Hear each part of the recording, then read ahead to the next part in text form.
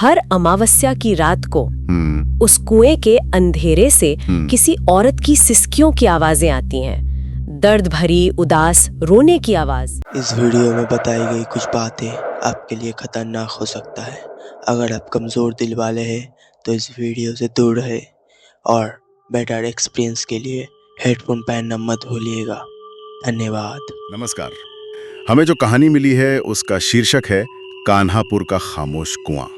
सोचिए, आधी रात का वक्त, गहरा, एकदम सब कुछ निगल जाने वाला सन्नाटा। एक गांव है कान्हापुर, इतना सुनसान कि लगता है जैसे वक्त भी वहां थम गया हो। अच्छा।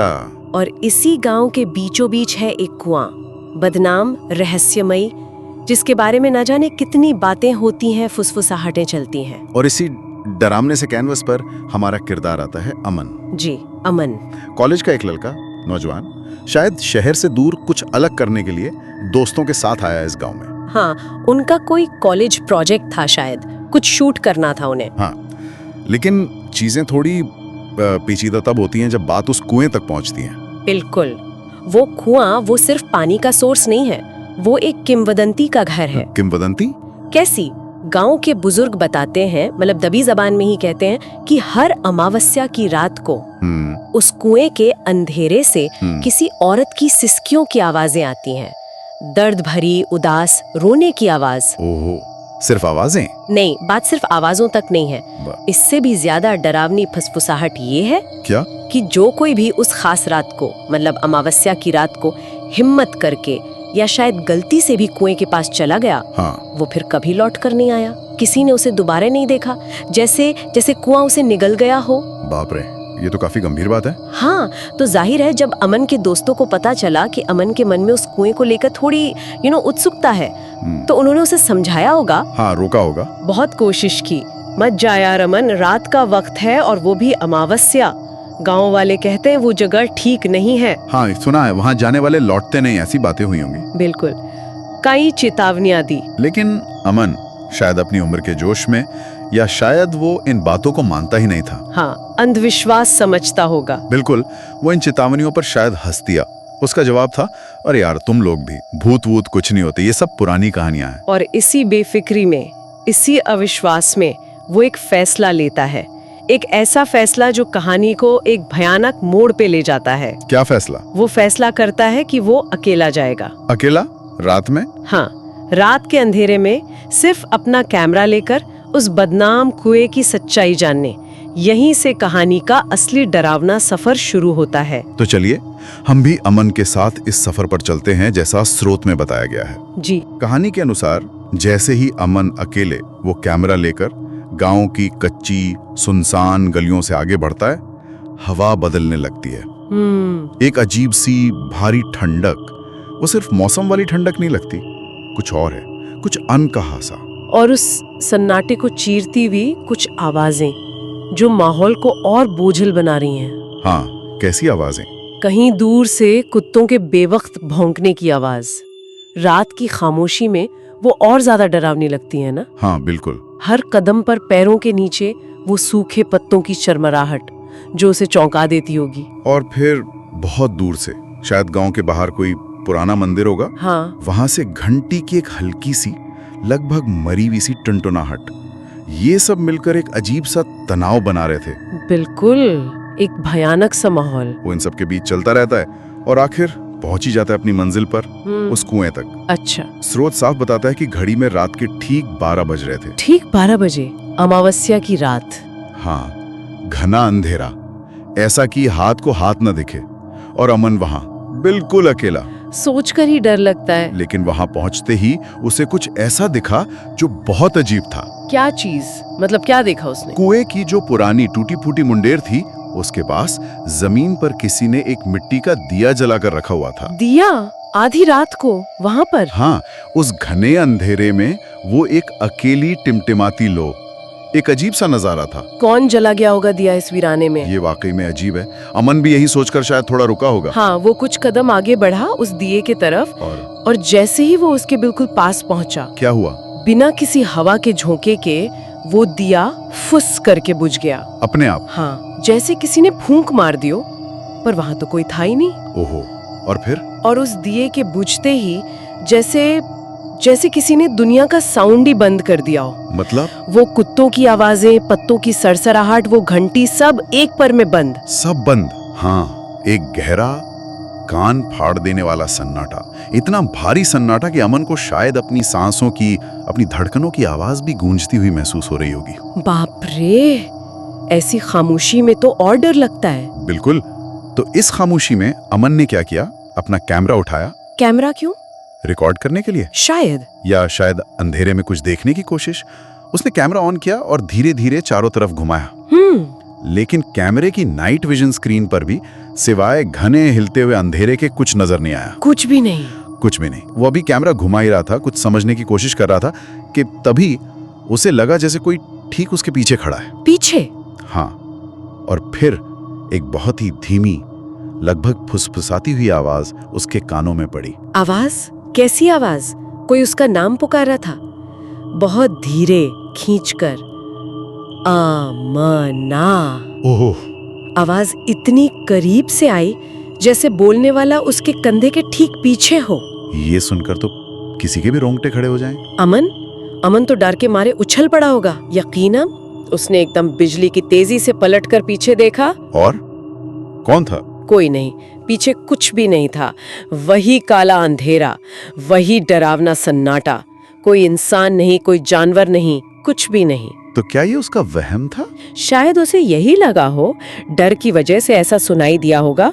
वो वापस मुड़ा, शायद कैमरे की स्क्रीन पर देखने के लिए कि कहीं कुछ रिकॉर्ड तो नहीं हुआ। और जैसे ही उसकी नजर स्क्रीन पर पड़ी, उसके तो होश ही उड़ गए, पैरों तले जमीन खिसक गई। क्यों? स्क्रीन पर क्या था? स्क्रीन पर अब सिर्फ अंधेरा नहीं था, उसमें कुछ था। क्या? श्रोता कहता है स्क्रीन के एक कोने में उसे एक धुंधली सी आकृति दिखी। धीरे धीरे वो आकृति साफ हुई। हाँ। वो एक औरत की परछाई थी। औरत की परछाई? हाँ, लंबे उलझे हुए बाल चेहरे पर बिखरे हुए। उसने शायद कोई पुरानी मैली सी सफेद साड़ी पहनी थी। और सबसे भयानक चीज, क्या? उसकी आंखें अंधेरे में भी चमक रही थीं। एक अजीब लाल रंग की चमक। वो परछाई कैमरे में धीरे धीरे हिल रही थी, जैसे अमन को ही देख रही हो। बाप रे, कैमरे की स्क्रीन पर ये सब देखना, अमन की क्या हालत हुई होगी? हाँ, उसका डर अब दहशत में बदल गया होगा। उसने शायद अपनी सारी हिम्मत बटोरकर कांपती हुई आवाज में चिल्लाया होगा, कौन है वहां?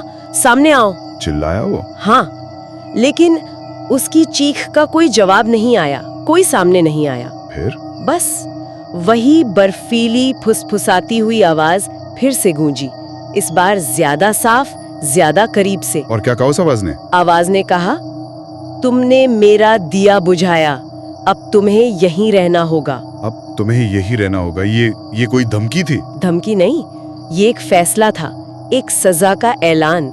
जैसे बस तय हो गया, अमन की किस्मत का फैसला हो चुका था। ये सुनकर तो अमन समझ गया होगा कि ये मजाक नहीं है, वो किसी भयानक चीज में फंस चुका है। बिल्कुल। उसके दिमाग में सिर्फ एक ही बात आई होगी, भागो। हाँ, भागो यहाँ से। उसने पूरी जान लगाकर भागने की कोशिश की। वो पलटा और भागना चाहा, लेकिन जैसे ही उसने पहला कदम उठाया, उसे लगा कि उसके पैर हिल नहीं रहे। हिल नहीं रहे? क्यों? उसने नीचे देखा तो उसके पैर घुटनों तक जमीन में धंसते जा रहे थे। क्या? धंस रहे थे? हाँ। जैसे नीचे कोई दलदल हो या जैसे कोई अनदेखी ताकत उसे नीचे खींच रही हो। वो फंस गया? निकलने की कोशिश की उसने? बहुत कोशिश की, हाथ पैर मारे, चीखा, चिल्लाया, लेकिन वो जितना निकलने की कोशिश करता उतना ही नीचे धंसता जा रहा था। जमीन उसे निगल रही थी। Oh no. उसकी सारी ताकत खत्म हो गई। वो संघर्ष करते करते लड़खड़ाया, बैलेंस खोया और धड़ाम से जमीन पर गिर पड़ा। गिर गया? हाँ, और गिरते ही उसके हाथ से कैमरा छूट गया। कैमरा जमीन पर गिरा, लेंस ऊपर आसमान की तरफ, लेकिन वो बंद नहीं हुआ, वो रिकॉर्ड करता रहा। कैमरा रिकॉर्ड करता रहा? हाँ, और अमन, उसका क्या हुआ? स्रोत इसके बाद अमन का जिक्र नहीं करता, कहानी सीधे अगली सुबह पर पहुंचती है। अगली सुबह?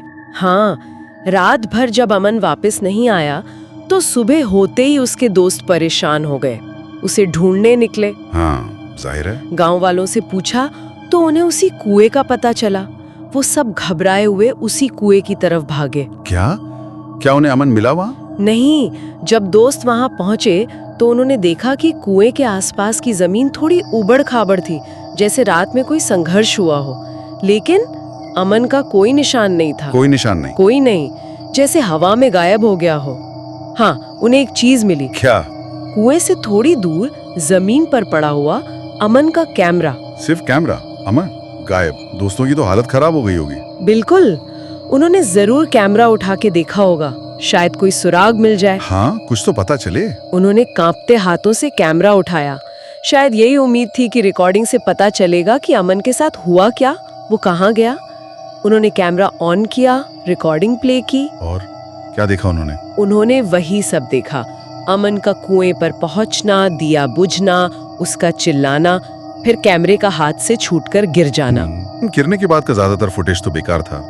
हिलता हुआ अंधेरा, जमीन का क्लोजअप, वो लोग शायद निराश होकर बंद करने ही वाले थे। लेकिन फिर वीडियो के बिल्कुल अंत में, आखिरी कुछ सेकंड्स में, क्या उन्हें कुछ ऐसा दिखा जिसने उनका खून जमा दिया। आखिरी फ्रेम्स में? ऐसा क्या था? स्रोत कहता है वीडियो के एकदम आखिरी फ्रेम में स्क्रीन पर अमन का चेहरा दिखाई देता है। अमन का चेहरा? हाँ, शायद जब वो गिरा तो कैमरा एक पल को उसके चेहरे की तरफ घूमा था। उसका चेहरा डरा हुआ था, आंखें फैली हुई थी। लेकिन डरावनी बात वो नहीं थी। तो क्या थी? डरावनी बात थी वो जो अमन के चेहरे के ठीक पीछे खड़ी थी। पीछे? कौन? वही औरत, वही लंबे बिखरे बाल, वही सफेद साड़ी। लेकिन इस बार वो मुस्कुरा रही थी। मुस्कुरा रही थी? हाँ, एक अजीब, ठंडी, अमानवीय मुस्कान जो अमन के दहशतजदा चेहरे की ठीक पीछे कैमरे में कैद हो गई थी। मुस्कुराती हुई औरत अमन के पीछे, ये तो सोचकर ही डर लग रहा है। और फिर वीडियो का क्या हुआ? उस भयानक फ्रेम के दिखने के ठीक बाद कैमरे की स्क्रीन धीरे धीरे पूरी तरह से काली हो जाती है। रिकॉर्डिंग खत्म? स्क्रीन काली हो गई, लेकिन ऑडियो बंद नहीं हुआ। स्क्रीन के काला होने के बाद भी एक आखिरी आवाज रिकॉर्ड होती है। एक और आवाज? किसकी?